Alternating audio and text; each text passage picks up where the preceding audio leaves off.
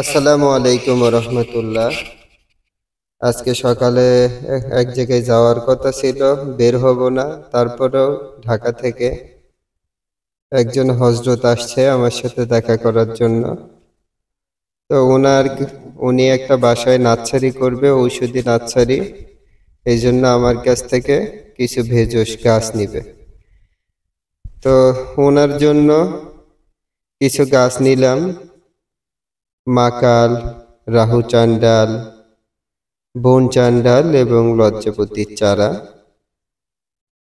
তো দেখা করার কোনো উদ্দেশ্যই ছিল না এবং কোনো পরিস্থিতিই ছিল না। তারপরে উনি অনেক দূর থেকে আসছে, সেই ঢাকা থেকে।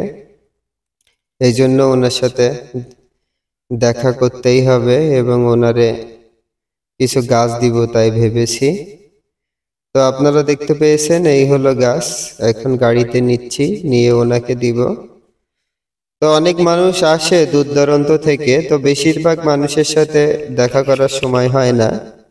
তারপরেও তার ভিতর থেকে কিছু কিছু মানুষের সাথে দেখা করি। তো দেখা করে ভালো, হজরত অনেক ভালো। ওনারে গাছ দিলাম, উনি নিয়ে আবার সাতক্ষীরা হয়ে ঢাকায় চলে যাবে। তো ভাবলাম ভিডিওটি আপনাদের দেই। তো ভালো থাকবেন, সুস্থ থাকবেন এবং আমার ইউটিউব চ্যানেলের সাথে থাকবেন। ধন্যবাদ সবাইকে।